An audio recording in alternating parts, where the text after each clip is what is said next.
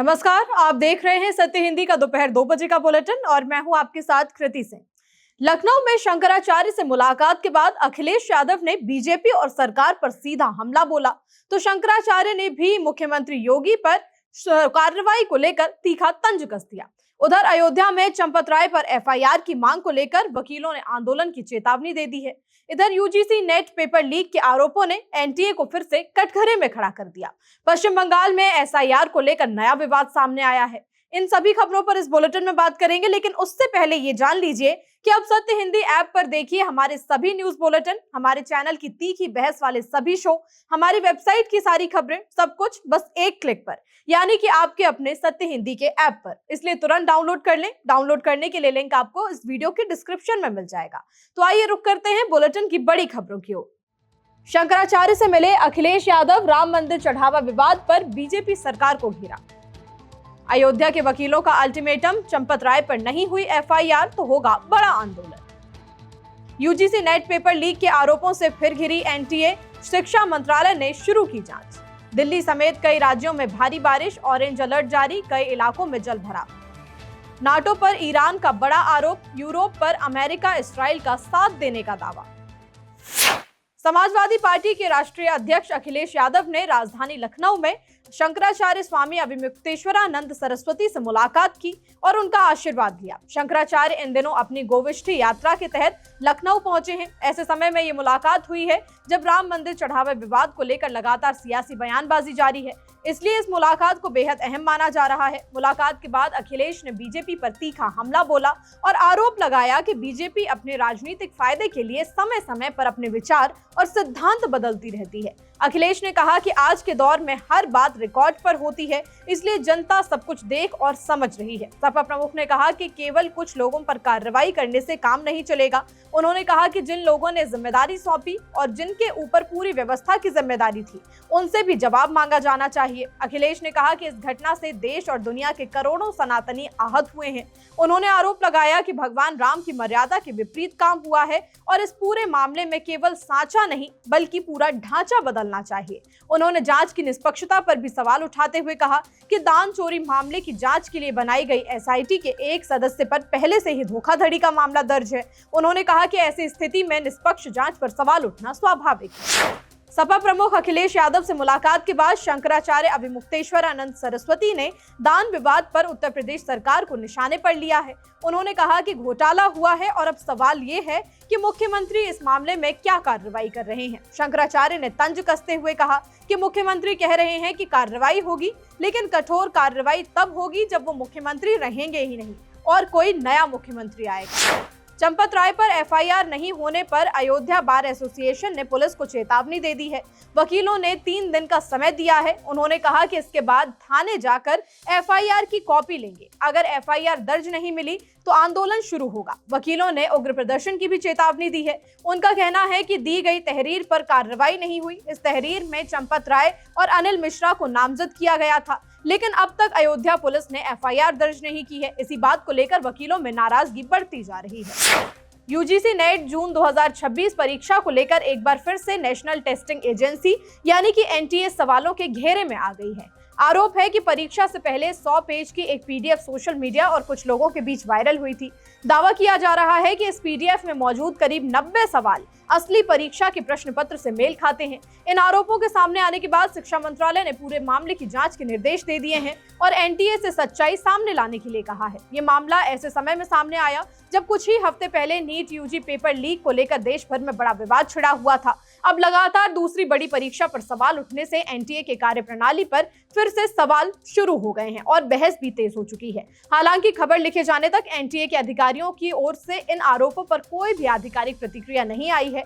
लोकसभा में नेता प्रतिपक्ष राहुल गांधी भी इस मुद्दे को जोर शोर से उठा चुके हैं। पश्चिम बंगाल में एसआईआर का असर अब पासपोर्ट तक पहुंच गया है। जलपाईगुड़ी सर्किट बेंच ने सिराजुल शेख को राहत देने से इनकार कर दिया। सिराजुल शेख का नाम एसआईआर के दौरान वोटर लिस्ट से हटा दिया गया था। इसके बाद उनका पासपोर्ट आवेदन भी रोक दिया गया। वो इलाज के लिए विदेश जाना चाहते थे।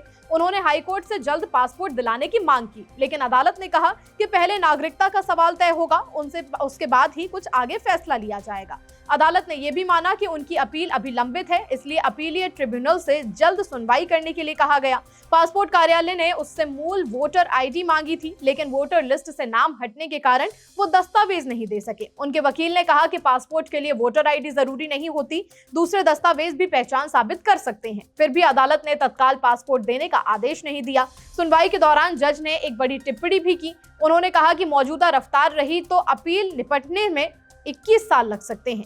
पिछले हफ्ते भी हाईकोर्ट ने एसआईआर से जुड़े एक मामले में अंतरिम राहत नहीं दी थी। वहीं एक वरिष्ठ पत्रकार का पासपोर्ट सार्वजनिक विरोध के बाद प्रिंटिंग के लिए भेज दिया गया था। बुलेटिन में अभी आगे और भी खबरें हैं। एसआईआर फॉर्म में हिजाब फोटो को लेकर बढ़ा भ्रम और सवाल। दिल्ली समेत कई राज्यों में भारी बारिश, ऑरेंज अलर्ट जारी। आईएमएफ के अनुसार भारत की विकास दर रहेगी मजबूत। ईरान ने नाटो और यूरोपीय देशों पर लगाए गंभीर आरोप। एसआईआर फॉर्म में हिजाब वाली फोटो को लेकर मतदाता असमंजस में हैं। कई महिलाओं ने अधिकारियों से नियम पूछे हैं। कई मतदाताओं ने बताया कि कुछ बूथ लेवल अधिकारियों यानी बीएलओ ने उनसे कहा कि फोटो में सिर ढका हो सकता है, लेकिन कान साफ दिखाई देने चाहिए। वहीं कुछ अन्य मतदाताओं ने कहा कि उनके बीएलओ खुद भी इस बात को लेकर पूरी तरह स्पष्ट नहीं है कि किस तरह की फोटो जमा करनी है। इसी वजह से मतदाताओं में असमंजस बढ़ गया। कई महिलाएं बिना हिजाब वाली फोटो दे रही हैं, कुछ हिजाब के साथ कान दिखाकर फोटो लगा रही हैं, जबकि कुछ पूरी तरह हिजाब वाली फोटो जमा कर रही हैं। अधिकारियों का कहना है कि अभी अलग अलग तरह की तस्वीरें आ रही हैं, उनका ध्यान सिर्फ फोटो साफ होने पर है। एक चुनाव अधिकारी ने कहा कि कान दिखने वाली फोटो पर्याप्त होगी। वहीं दूसरे अधिकारी ने कहा कि इस पर कोई स्पष्ट निर्देश नहीं मिले हैं। जिला निर्वाचन अधिकारी आर.वी. कर्णन ने भी स्थिति साफ की। उन्होंने कहा कि फोटो में चेहरा साफ दिखना सबसे जरूरी है। अगर चेहरा स्पष्ट है तो फोटो में कोई दिक्कत नहीं होगी।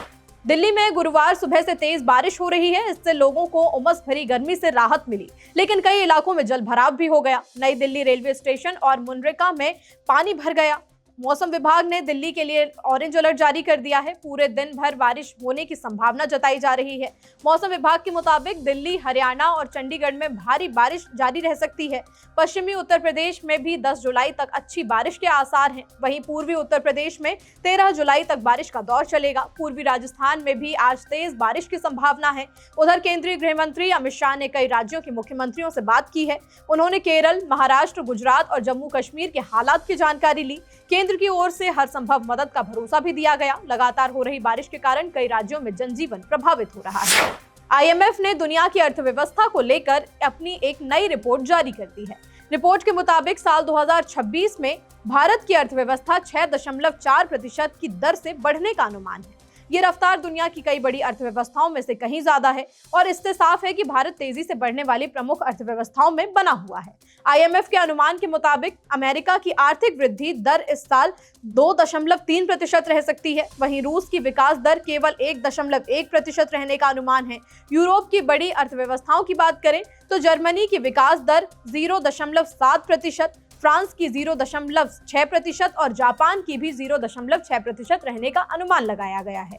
यानी इन देशों की तुलना में भारत की आर्थिक रफ्तार काफी मजबूत दिखाई दे रही है। रिपोर्ट में यह भी कहा गया है कि साल 2026 में वैश्विक अर्थव्यवस्था करीब 3% की दर से बढ़ सकती है, जबकि साल 2027 में यह बढ़कर 3.4% रहने का अनुमान है। यह अनुमान अप्रैल 2026 में जारी वर्ल्ड इकोनॉमिक आउटलुक के अनुमान के लगभग बराबर है, लेकिन अलग अलग देशों की आर्थिक स्थिति में बड़ा अंतर देखने के लिए मिल रहा है।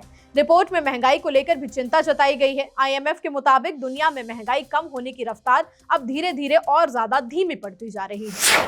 ईरान के विदेश मंत्रालय के प्रवक्ता इस्माइल बकाई ने नाटो महासचिव मार्क रुटे के हालिया बयान पर कड़ी प्रतिक्रिया देते हुए यूरोपीय देशों पर गंभीर आरोप लगाए।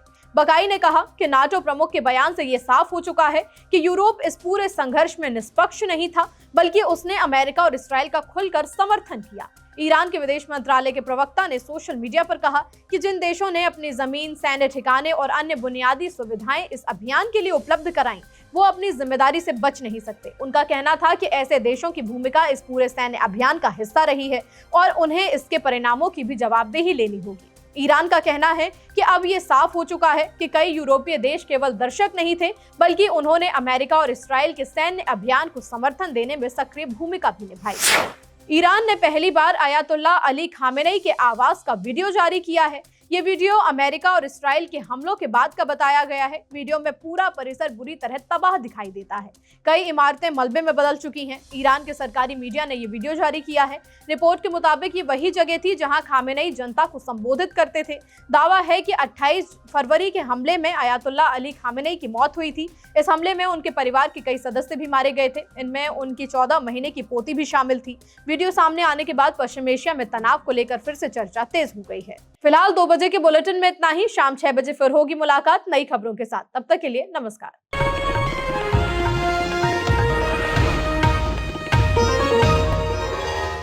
Copyright disclaimer under Section 107 of the Copyright Act 1976. Allowance is made for fair use for purposes such as criticism, comment, news reporting, scholarship, and research. Fair use is a use permitted by copyright statute that might otherwise be infringing.